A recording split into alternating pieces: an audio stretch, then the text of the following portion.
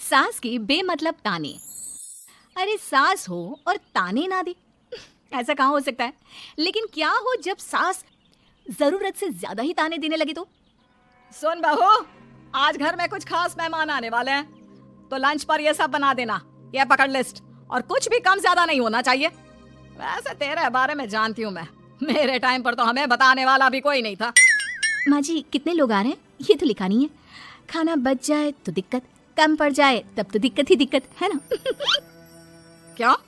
अरे सवाल पर सवाल ही करती रहती है, ये ठीक नहीं है। मेरे टाइम पे तो मजाल है कि हमारे मुंह से चू भी निकले। वो क्या है ना माँ जी, मैं खाना उसी हिसाब से बनाने का सोच रही हूँ।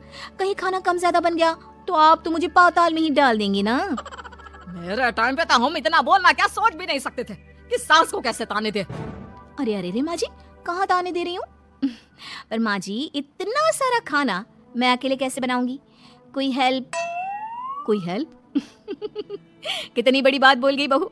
कोई हेल्प ना जी ना, वो भी सास। सास तो सिर्फ ताने देती है, ताने। हेल्प? हमारे टाइम में सास को ये शब्द बोल दो तो भूचाल आ जाता था।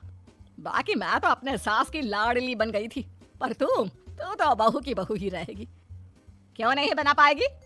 अरे अभी तो बनाना शुरू किया नहीं और पहले ही सोच लिया नहीं बना पाऊंगी। आजकल की तुम जैसी बहुओं के ये बहाने होते हैं कि कैसे नहीं बन पाएगा। अरे मैंने भी अपने टाइम पे बनाया था, अरे बल्कि इससे भी ज्यादा खाना बनाया था, तो तुझसे क्यों नहीं होगा? हैं? सब होगा जा। माँ जी मैं बना तो लूंगी, मैं बस इतना बोल रही हूँ कि अगर आप थोड़ी मेरी मदद कर देती तो। अरे अरे अरे, शर्म नहीं आती तुम्हें अपनी सास से मदद मांगते हुए? हमने अपने टाइम पर कभी अपनी सास से ऐसा नहीं बोला। सच में आजकल की लड़कियां तो बहुत ही छुई मुई सी होती हैं। जरा सा काम देखा नहीं कि बस पहले मदद मांगने दौड़ने लगती है। अरे अब ये सब बहाने नहीं चलेंगे। हाँ, जा जाकर खाना बना। हमारे टाइम पर हम ये करते थे, हमारे टाइम पर हम वो करते थे। हाय रे ताने। फिर शाम को। अरे बहू कहाँ चली गई? मुझे ये सामान पकड़ा जरा। हमारे टाइम पर मजाल है कि हम सास के साथ खड़े ना हो। हाय रे क्या करूं, बस कोमल तैयार हो जा ताने खाने के लिए। काश इस औरत के समय में मैं होती तो देखती ये क्या क्या करती थी अपने टाइम पर। माँ जी यही हूँ, बस चिंटू को पढ़ाना था। अरे हमने भी बच्चे पढ़ाए हैं हमारे टाइम पर, चिंटू को बाद में पढ़ाना। जा पहले वो कर जो कहा है। बहू बेचारी क्या करती, बच्चे को छोड़कर लग जाती है सास के साथ। हमारे टाइम पर ना। फिर तो सास बोली जा रही थी और बहू सुनी जा रही थी। अगले रोज। क्या हो गया चिंटू, क्यों रो रहा है? माँ कल कितना कहा था आपसे कि पढ़ा दो, लेकिन आपको तो मेरी पढ़ाई की कोई वैल्यू ही नहीं है। देखिए कितने कम नंबर आए। अरे कोई बात नहीं बेटा, फेल तो नहीं है ना। वाह बहू वाह, मेरे टाइम पर तो हमारे बच्चे के कम नंबर फेल ही कहलाते थे। ना पढ़ाती हो ना घर का काम करती हो।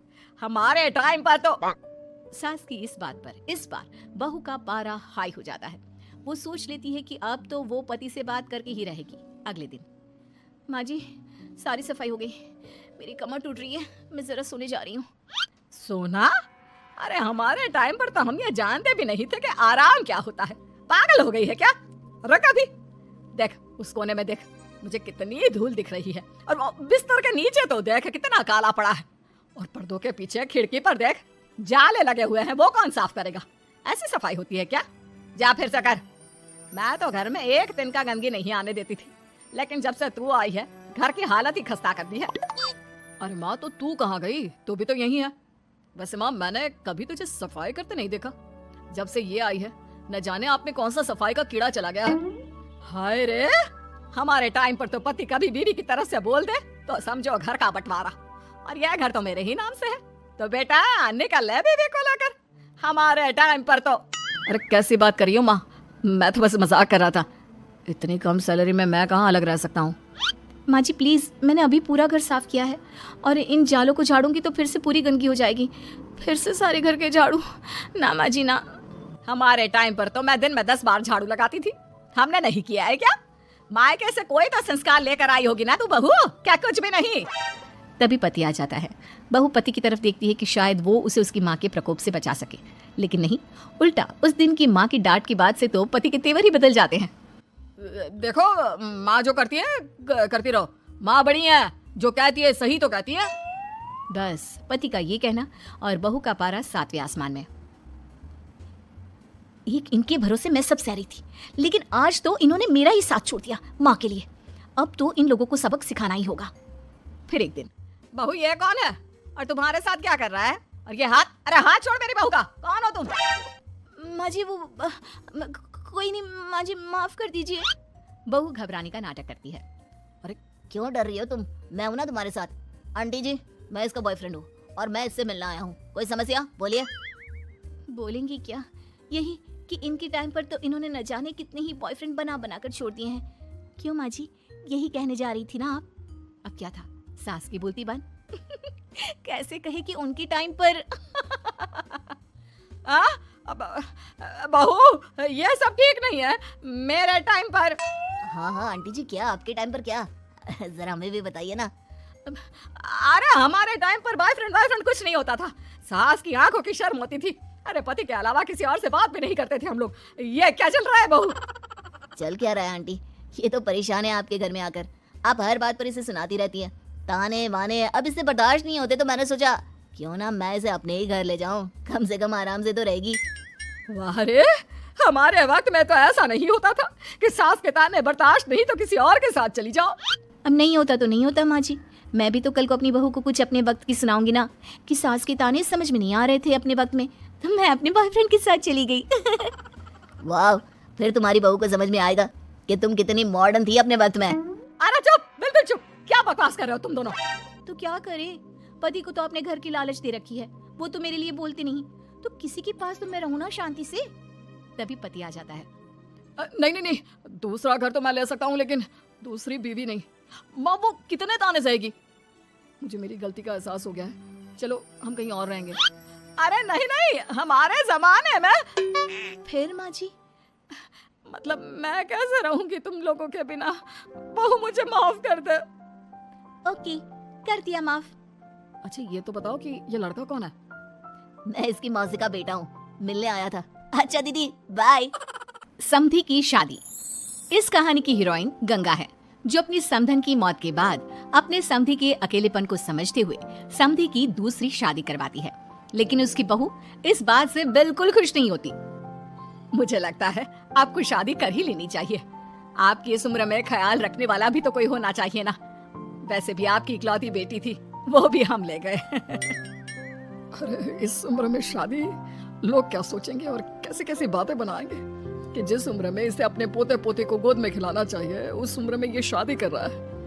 ऊपर से नव्या क्या सोचेगी मेरे बारे में कि माँ को गए हुए 1 साल भी नहीं हुआ और पापा ने दूसरी शादी कर ली।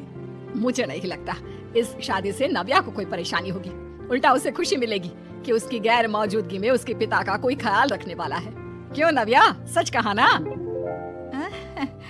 हाँ मम्मी जी, आप सही बोल रही हैं। ये बोलकर वो अंदर चली जाती है। लीजिए, अब तो आपकी बेटी ने भी हाँ बोल दिया। रही लोगों की बात, तो लोग तो कभी किसी की खुशी देखकर खुश हो ही नहीं सकते। अगर आप लोग खुश रहेंगे तब भी वे बातें बनाएंगे, और अगर आप दुखी भी रहेंगे तब भी बातें बनाएंगे। इसलिए अच्छा यही होगा समधी जी कि आप उनके बारे में सोचना छोड़ ही दीजिए। समधी को सास की बात सही लगती है। वो भी सोच लेते हैं कि बच्ची जिंदगी के लिए कोई हमसफर बना ही लेंगे। आप ठीक बोल रही हैं। जब मेरी प्यारी बिटिया नव्या और उसके ससुराल वालों को मेरी इस उम्र में दूसरी शादी से कोई दिक्कत नहीं, तो परेशानी कुछ है ही नहीं। ऐसे ही सास समधी की दूसरी शादी करवाती है और फिर समधी के घर आ जाती है बहू की नई माँ।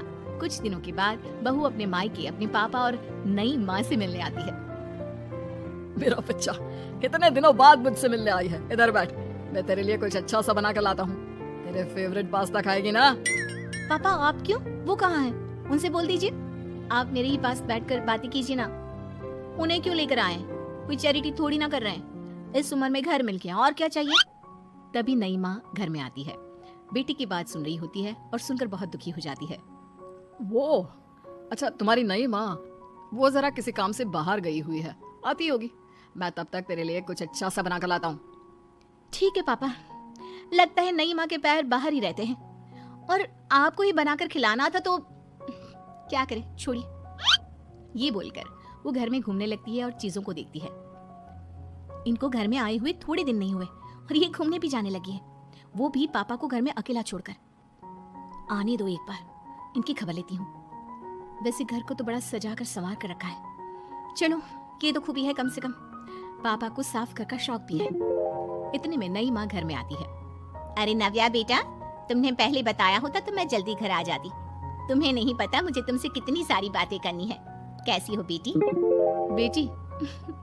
हाँ वैसे अब तो मैं आपकी बेटी हो ही गई हूँ, ना चाहते हुए भी। खैर, आप गई कहाँ थी? शादी हुए कुछ दिन भी नहीं हुए और आपने घूमने जाना भी शुरू कर दिया। पापा का ख्याल रखने के लिए शादी करवाई है आपकी, जानती है ना? नव्या, ये तुम क्या बोल रही हो? मैं कहीं घूमने नहीं बल्कि एक दोस्त से मिलने गई थी। उसकी तबीयत थोड़ी ठीक नहीं, इसलिए वो क्या है ना, शादी के चलते उससे मिलना नहीं हो पाया तो आज चली गई। अच्छा, वो भी पापा को यूं घर पे अकेला छोड़कर? आपके लिए आपका ये परिवार ज्यादा जरूरी है या आपकी दोस्त? देखिए ये ठीक नहीं है। इतने में पिता आ जाते हैं। अच्छा तुम आ गए, आओ चलो तीनों मिलकर बैठ के खूब सारी बातें करते हैं। माँ कुछ नहीं कहती, चुपचाप अंदर चली जाती है। ऐसे ही बहू जब भी अपने मायके आती अपनी नई माँ से ऐसे ही बात करती। नई माँ बहू के इस बर्ताव से परेशान होकर उसकी सास को बताती है। देखिए माना, वो बेटी है लेकिन मैंने भी शादी की है। वो बेटी कम, सास सा व्यवहार ज्यादा करती है। अब छोटी है तो कुछ कहना ठीक नहीं लगता। बाकी शादी का रिश्ता लेकर तो आप आई थी, इसलिए आपको बता रही हूँ। मैं शादी करके बहुत पछता रही हूँ। अरे परेशान ना हो, मैं बहू से बात करती हूँ। तभी थोड़ी ही देर में बहू ससुराल आ जाती है। बहू कहाँ थी अब तक? तुम्हें पता है क्या टाइम हो रहा है? अब माँ जी, मैं अपनी एक सहेली से मिलने गई थी और माँ जी अभी तो 7 बज रहे हैं। अरे इतना लेट कोई घर आने का टाइम है? आज के बाद 6 बजे के बाद तुम घर आई तो तुम्हें घर में एंट्री नहीं मिलेगी। सास बहू के साथ बिल्कुल वैसा ही व्यवहार करती है जैसा वो अपनी नई माँ के साथ कर रही होती है। न जाने माँ जी को क्या हो गया है। मैं कितनी खुश थी कि मायके जैसा ससुराल मिला है। सासू माँ इतनी अच्छी थी। फिर अगले रोज, बहू मेरे बेटे को पौष्टिक खाना दिया कर। क्या ये पास्ता पिज्जा बनाती रहती है? इसलिए शादी नहीं करवाई थी मैंने अपने बेटे की। ठीक है माँ, मैं बना दिया करूंगी ऐसा खाना। लेकिन माँ जी आपको हुआ क्या है? पहले तो कभी आपने ऐसा नहीं किया, तो ये अचानक से मुझसे कोई गलती हो गई है क्या माँ? क्यों ऐसे नहीं बोल सकती? समझ ले, ये तेरी सास का हुक्म है। ऐसे ही सास बहू को अपने सास वाले तेवर दिखाकर कभी डांटती तो कभी ताने मारती, पर बहू बेचारी बिल्कुल समझ नहीं पाती। एक दिन, बहू ये क्या बेफिजूल खर्चा करती रहती है? परसों ही तुमने अपने लिए एक साड़ी ली थी और आज फिर से? तुम्हें क्या लगता है पैसे क्या पेड़ पर होते हैं कि जब मन करा तोड़कर सामान ले लिया करा? हैं? वो माँ जी बहुत अच्छी लगी तो ले आई। अच्छी लगी तो ले आई। यहाँ मेरा बेटा अपना खून पसीना एक करके पैसा कमा रहा है और तुम उसी पैसे को बर्बाद करने में कोई कसर नहीं छोड़ती। माँ जी आप मुझे ऐसा क्यों बोल रही है? मैं आज के बाद कभी शॉपिंग पर नहीं जाऊंगी, लेकिन प्लीज आप मुझसे ऐसा बर्ताव मत कीजिए। इससे पहले कभी आपने मुझे छोटी छोटी चीजों के लिए नहीं डांटा। ये अचानक ऐसा क्यों? मुझे बिल्कुल अच्छा नहीं लग रहा। देख बहू, मैंने तेरे साथ जब टिपिकल सास जैसा बर्ताव किया तो तुझे इतना बुरा लगा। सोच तेरी नई माँ को कैसा लगता होगा जब तू उनके साथ हमेशा ऐसा बर्ताव करती है। तो माँ जी आपने इतना सब कुछ बस इसलिए किया? आप मुझसे नाराज नहीं हो, गुस्सा नहीं हो? नहीं बहू, मैं तुझसे गुस्सा क्यों होंगी? मैं तो तुझे बस इतना समझाना चाहती हूँ कि अपनी नई माँ से सास जैसा बर्ताव करना बंद कर दे। उनको बिल्कुल अच्छा नहीं लगता। वो तेरे पास आना चाहती है, तुझे समझना चाहती है, वो सच में तेरी माँ बनना चाहती है। तो उनके साथ सास जैसा बर्ताव बंद कर और एक अच्छी बेटी बन। अब बहू को सास की बात समझ में आती है और वो बहू जैसा बर्ताव करती है।